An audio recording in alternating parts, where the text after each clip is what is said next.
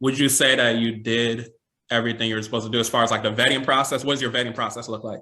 Yes, absolutely. Like my vetting process is amazing. We require a state ID. And then for those longer term stays, meaning like he wasn't staying 29 days or anything like that, but he was staying initially about 15 days. We do require a separate contract to be signed, even in addition to that. And that separate contract was signed. But the piece or the difference was that he had a completely different name, an alias name on his profile. But his profile was absolutely amazing. He was a host where he was from. Oh, wow.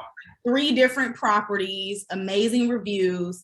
I even sat and I spoke with him like about my business starting out and about how Airbnb is here in the US, like at the beginning of his reservation. So I honestly, like I never could have guessed this. Yeah, I really feel like I did everything how we were supposed to do it. We crossed our T's and dotted our I's. The only difference I do think about sometimes is whether or not like had I, for instance, sent or had primary, I guess, back and forth in communication with the guests, because at this time, like I had a property manager, I had an assistant. But when I think about that, it kind of makes me also think about the fact that previously within my business, I've always had a issue with, I guess, like having help. Like just asking for help, delegating things. I do everything myself. So when my mind immediately went to, okay, well, if I just did everything myself, it would have went perfectly. I knew that that was just kind of my ego talking. So I like to still think that it's like, okay, I did everything that I needed to do. And the only additional thing I could have done was just run myself into the ground and did every single task myself. But who wants to do that? Yeah, that's not, yeah. Okay, let's not turn people off from Airbnb. Let's talk about the good, like any best I mean, experiences. no. And that's the piece that I like to be very clear. Like I talk like about all of my real experiences because this is a way for you to understand what could possibly go wrong or what is really going on in this industry. But it's not a way for you. It's not a way to turn you off to Airbnb at all. It's more so for you to understand, all right, this is what went wrong with Precious. She told me how she ate that, got back, and the lessons learned. And this is how I can better operate within my own business now. So don't let it scare you. Don't let it. Yeah, no, I'm playing. Any best guests? Have you had like repeat guests and stuff like that? You establish relationships with your guests? Yeah, so I would say like in terms of the actual like relationship building and people who are repeat guests, we don't have a ton of them. I would say we've had a handful before. And those are mainly guests who are like, okay, you come back and you've really liked the space. And I guess I've caught you to where you're going to be back within the next few months. But other than that, it's not a consistent thing, I would say. I've seen people, or even on our team, for instance, we do keep email addresses and all of that for the guest in terms of if anything hits the fan with any of the platforms, or for instance, if we ever want to go to direct booking methods, which we have and we do now as well, we are able to contact those guests aside from the platform, because you want to think about, like, for instance, we've seen Instagram go down, we've seen Twitter go down. If platforms were to ever go down, what are your options? I can easily just send an email blast out to all of my previous guests, letting them know this is what the availability we have. So, yeah. Okay, so you would recommend that people build an email list of their previous guests? Okay. Absolutely. Build an email list. And like, if you're looking to really have like those ongoing guests, the best way to do that is creating a welcome packet. So there are some of my units where we had a welcome packet before, and that welcome packet includes, like, of course, our house manual, but you might be able to scan a QR code and now it goes to our website. You can subscribe. And at that point, if you refer anybody else, then that's the point that you're able to, I guess, get a discount yourself. But there are ways in order to kind of keep that relationship management. But I think about really the primary people that are going to be having those repeat guests are those people who are targeting a specific demographic, let's say, such as like travel nurses who might be able to repeat an assignment, or corporate workers who are going to be in and out of the city on numerous occasions. Those are going to really be the best types of demographics to have those repeat guests and to really make sure that that relationship management is tight. Okay. And you mentioned multiple platforms. Obviously, your IG is Airbnb Money. Was it a conscious decision? Let me be on other platforms because Airbnb is acting crazy, or it could just potentially go away? Like, what was the whole notion behind that? Yeah, there was a conscious effort to be on multiple platforms. Of course, like I like to tell people, Airbnb is really the granddaddy of those platforms. It is the easy and most user friendly. Yeah. But from the jump, I knew that I needed to be on multiple platforms because I typically like to treat my business how I treat my personal brand, for instance. I wouldn't have my community with my own brand on just one platform like Instagram, because Instagram can go down at any point.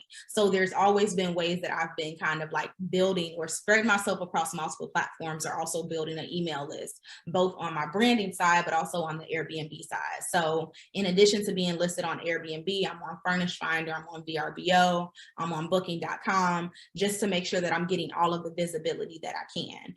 And again, if any of those sites were to ever go down, I do also have my own direct booking site that people are able to utilize as well. So that helps with all of that. Okay.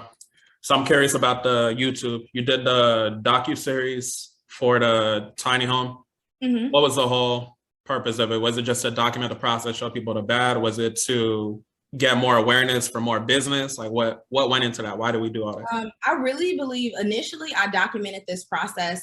Number one, I've always been one to I like to show people what I'm doing. I like to show people what I'm doing and I guess the good and the bad behind it, because I want them to see that this is something that they can do too.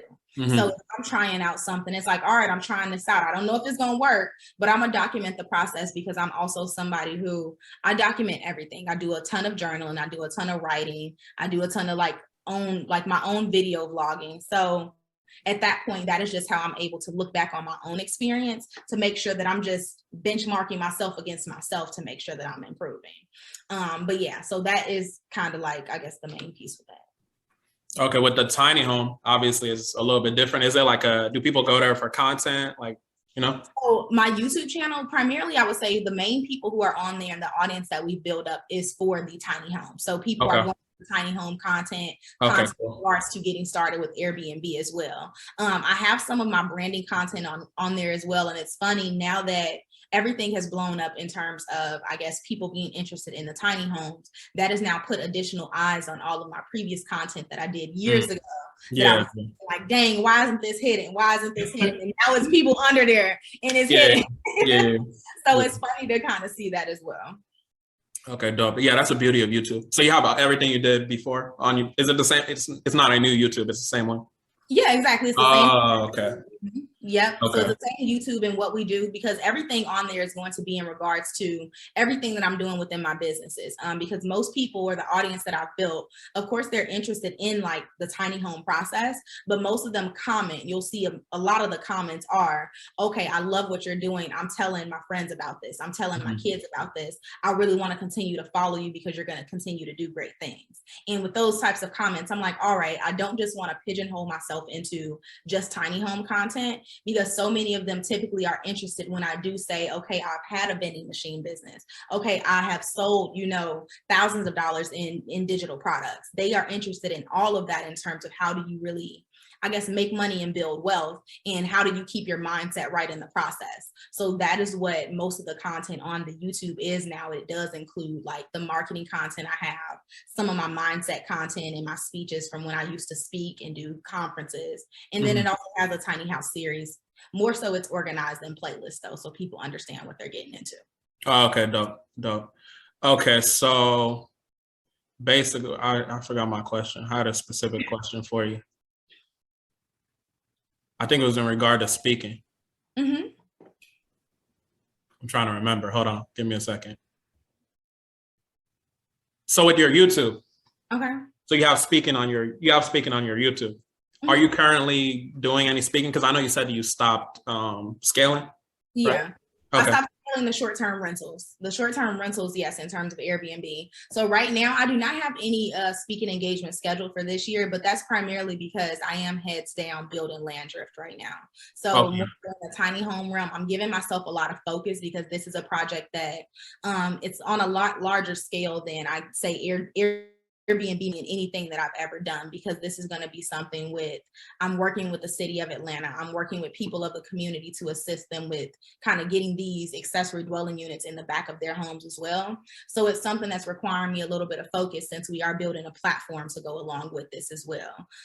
So Yeah, right now the focus is just the tiny homes, but I have not been speaking, but I do want to get back to it. And the way that I am kind of continuing to do that or leveraging it is documenting the process. So in addition to going tiny, which you'll see, we are now documenting all of this process in terms of what has made me kind of, I guess, slow down on scaling in the short-term rental space. And now how am I building this new company? And all of that is going to be released on my YouTube as well. Okay, dope. So what inspired Landrift? What inspired it? My own case study. Like I am personally my case study, if you think about it. So some people don't know, but to clarify, my tiny home is located in the back of my investment property. So being in the back of my investment property, that tiny house people are very surprised, but it pays the mortgage for the main house. And some people don't realize that or know that. And once I realized, like, all right, I am able to do this. And then even furthermore, within the last 1 to 2 years, we see the average housing price is like $300,000, at least here within Atlanta, Georgia. That is a lot of money, especially for people who might be first-time home buyers. So how can we really figure out a benefit for everybody within this housing shortage that we have? And when I thought about it, it was the fact that I came here down south and so many people have these large backyards, myself included. I could completely fit another tiny house back there. What can we do with this land? And when I identified that, and I'm like, all right, I did this. And Atlanta is one of those, honestly, more friendly places in terms of regulations when it comes to accessory dwelling units, tiny homes, micro homes. So it just made sense for this to be something, or to be the next step, because it's been so successful with me. And if we continue to do this is going to be something that we can offer to students. We can offer to those within the aging population, and they have in-home care. There are so many different options if we really just kind of focus on it. That's very, very dope. Salute to you for that. Yeah.